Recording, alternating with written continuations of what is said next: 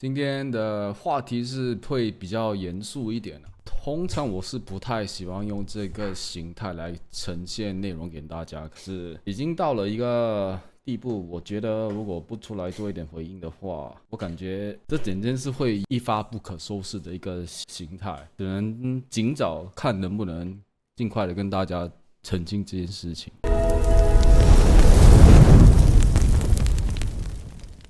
这整件事情的源头呢，来自于一张图，也就是你现在在荧幕上看到的这张图引起的。然后呢，起初我第一次接触到这些讯息的时候呢，我是觉得没什么东西啊，就是内部里面的人有计划在炒作啦，就随便啦，因为反正每个赛季我已经玩了10个赛季，已经多过2年了。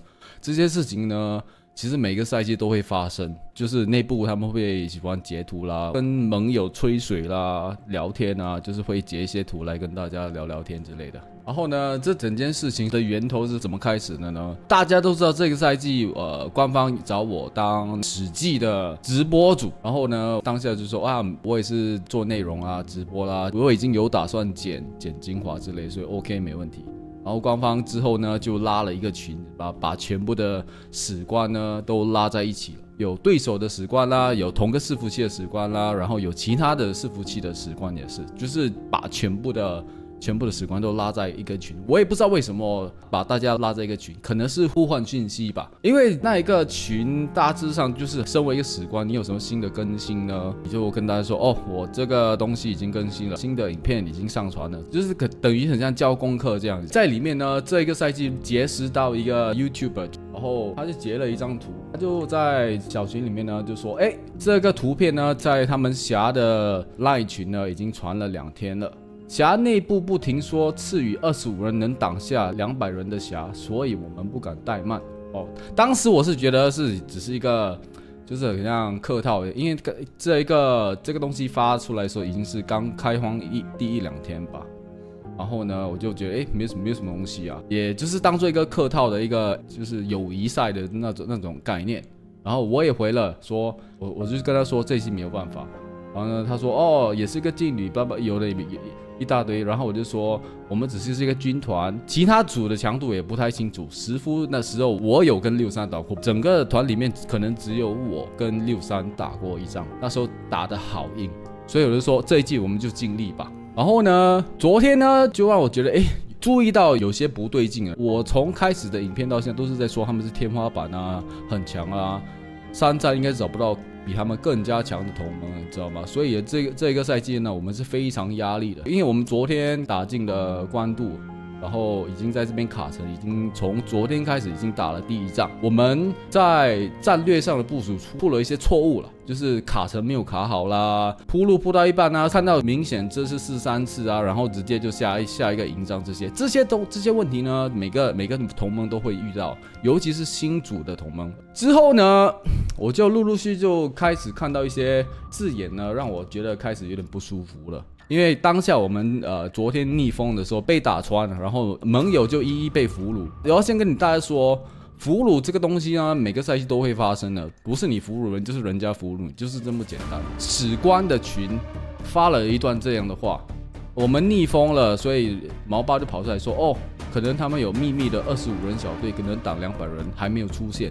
这个基本上就是一个调侃的。如果之前没有发生过这些事情的话，我觉得这个东西笑笑带过就好了。可是当下呢，我就觉得有点不对劲，你知道吗？因为什么你们会有一个概念呢？我有说过这句话，然后我就问了一下其他人，我觉得我从始至终好像没有做过什么事情得罪过侠门，或者是说过什么事情呢是觉得不礼貌的。大家如果看了老粉，尤其是老粉啊，看了我1年多了，都知道我每次说话都很小心的说那些话，尽量就是能中立就中立，对不对？就算我是在一个所属同盟里面，我说的话呢都是尽量可以中立就中立的。而且我每个赛季一定会有一些对手啊、盟友啦，都会问我一些配将的问题啊，无论是盟友或者是对手，我都会帮的啊。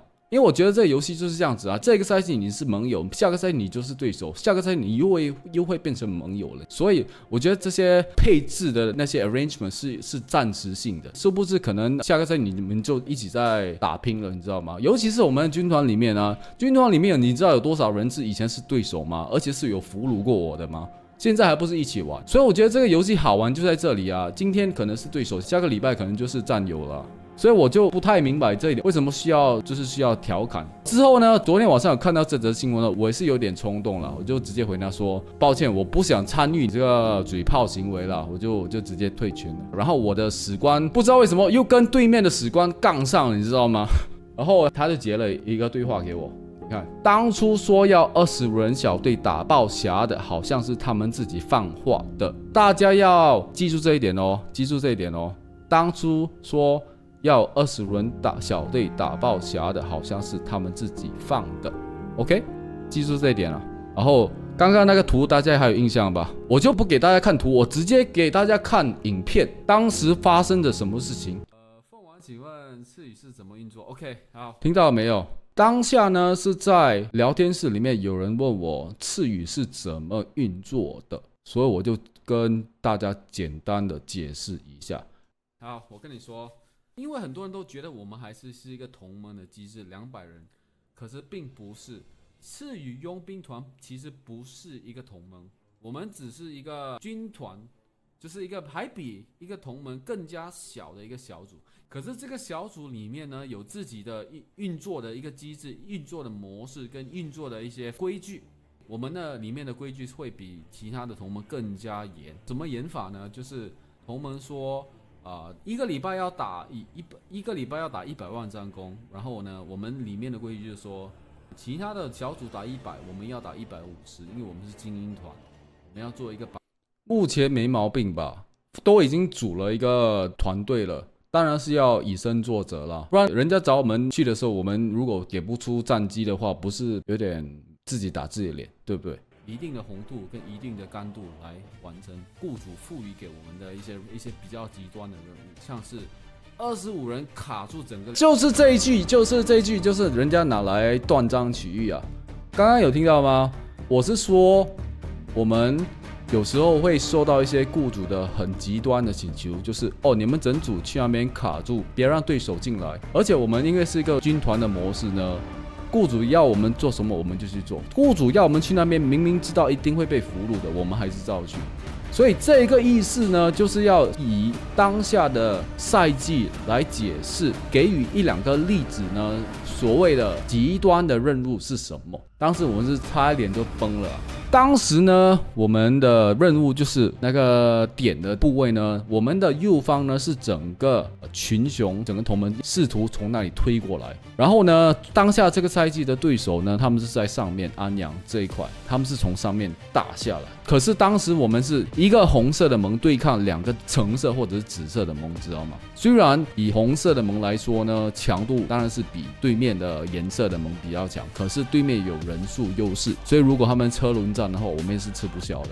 所以呢，当下我们就接了一个任务，雇主当时是笑容吧，他就说，不然你们再卡在这边，让我们可以专心的跟安阳的主力军对打。当时我们那个赛季真的切切实实只有25加上1-2个小号，我们就卡在这里。回来这个影片的时候呢，我那时候说的就是这个例子啊。请问在解释这一段的过程中，我曾几何时有说过侠盟啊？我们来看一下，这个影片上传的时间是2月21号，然后呢，官方公布的赛季配将讯息是在3月8号，所以我想问了，我是怎么未卜先知，知道1个月后我们会遇到侠，然后就说了这段话，上传了这部影片？没有可能吧？我相信我的观众都是有思考能力的，你就知道这些东西怎么说都说不通的。当下的 context 跟被进化啦，被演变成听说你们说过25人要打爆侠盟200人，是你们自己说的哦，对不对？你们自己说的咯。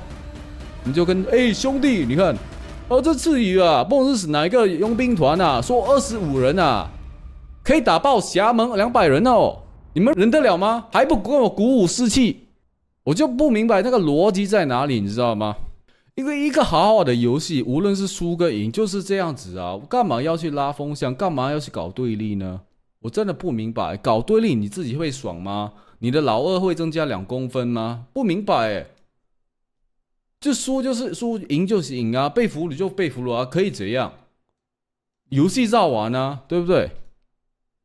干嘛要搞这些东西呢？我真的不明白。这聊天室里面有人说工作室啊，其实你知道我前面的几个直播都有说过，哪一个伺服器也好，63也好，石夫也好，哪一个伺服器也好，这游戏呢已经玩了这么多年了，不只是山寨，很多游戏都有工作室的情况，这是已经变成一个形态了，你知道吗？所以呢，有些人觉得他们没有时间，可是他们对于这个游戏真的抱有很高的热爱，他们就打算利用工作室来帮他们练等级啦，开荒之类的。我本身是觉得没有问题的，因为毕竟这些钱是他们自己的，从他们自己的腰包掏出来的。一个玩家呢，能拿出这些钱来找人家帮忙练啊，这些我本身是觉得没有问题啦。因为有时候我自己啊，我身边的人也是这样子做啊。因为真的有时候你的现实生活真的是走不开，可是你又特别热爱这个游戏，然后呢，有些同盟会有一些机制，就是给发一些红包啦，激励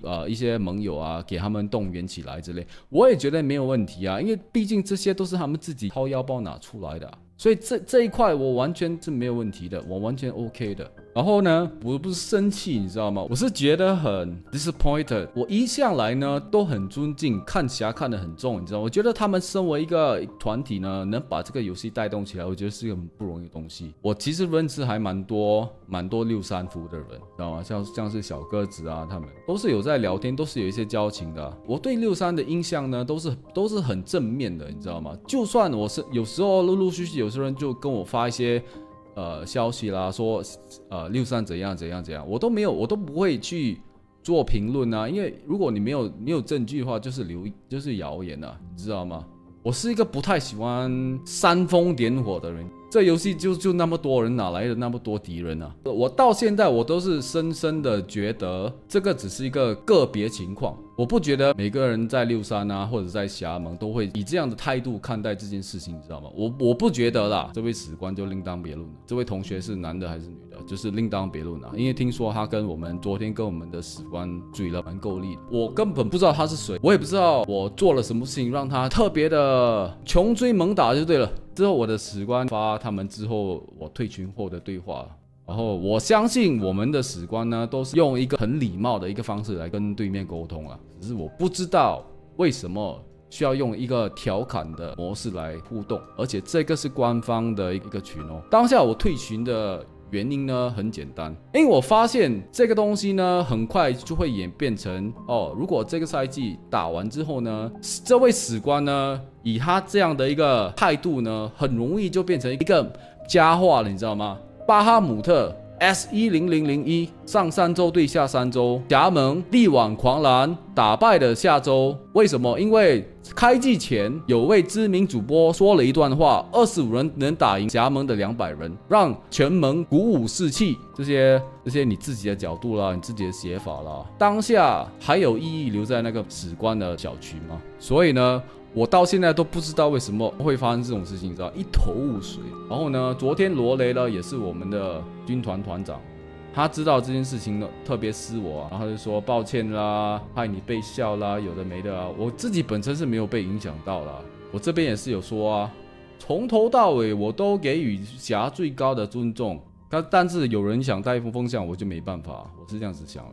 可是我如果今天不出来说的话，我觉得我会对不起我这些打了这赛季因为赤羽的关系而加入赤羽，或者是有意识想要加入赤羽。我觉得如果我们不出来澄清的话，会对不起很多兄弟啊。然后呢，当时我们的6关翻车的时候呢，我也在我们的干部群说了一段话。首先，对面指挥能力和动员能力一定会比我们强，这是毋庸置疑的。人家是打了10个赛季的亚服天花板，吊打满红韩仔，不用做比较的。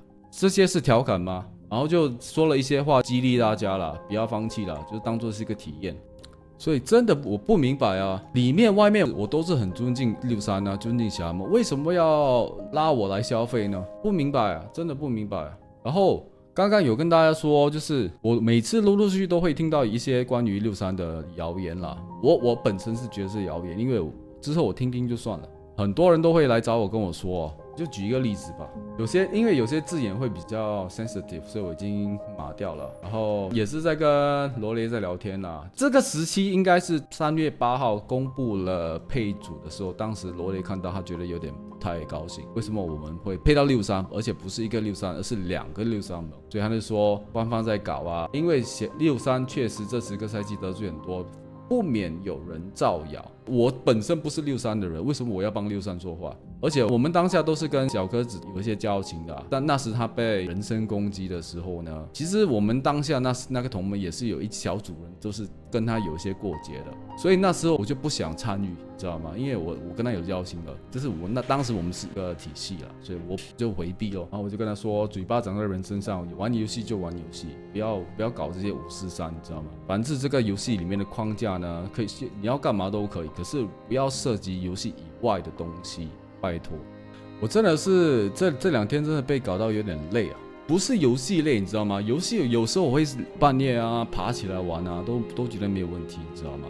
可是我这2天有在想，如果有一天呢，这个游戏已经被这些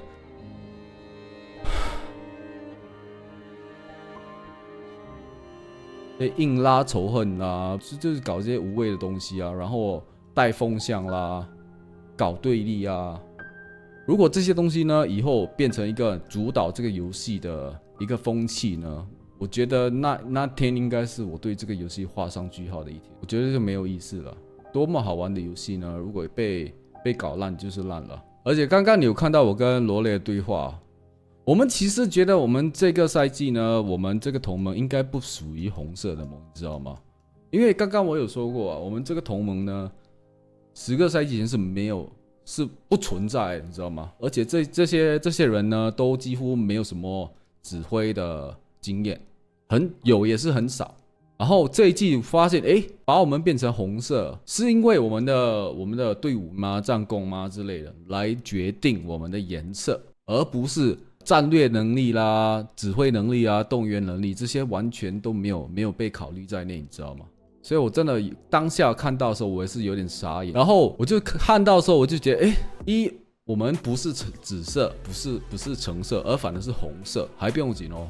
又那么巧，我们又在1区，又那么巧1区有63，又那么巧不只是一个，又是2个同盟，你知道吗？又那么巧，这个赛季玩挑战有一些活动奖金之类的。我坦白说，我也不想去理会太多因为我问了官方，他们说这是电脑打出来的，所以电脑打出来每个赛季63都一定在1区就对了。我也不做多评论了，真的，因为这个是一个无底洞。可是这个不是重点哦，重点是就算已经配到了，有可能觉得这场是一个硬仗，然后还是会有人跑去传说凤凰说他们25人小队可以打爆侠盟200人，这样从哪里来的？完全不明白，完全不明白。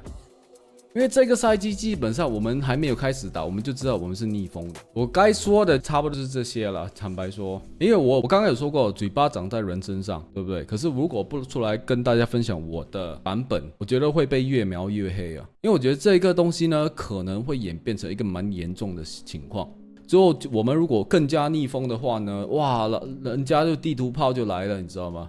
所以我今天想要跟大家分享就是这个风气啊，真的，我觉得没有必要啊，因为我玩了将近2年多，我有经历过很多，就是因为这些风气啊，让很多真的对于这个游戏保有很多热爱的玩家决定退坑。可能是我是双鱼座的关系啊，对于这种情感的东西会比较敏感一点。我还记得2赛季的时候，当下你知道我是凤凰嘛，可是当时呢不只是我们有一组神兽，而且这组人呢我特别疼可是出了一些就是敌对啦，可能有些人就是把这游戏看得太重啦，敌对就是不是你死就是我活之类的，做了一些事情，然后搞到大家都很僵，然后就离开了。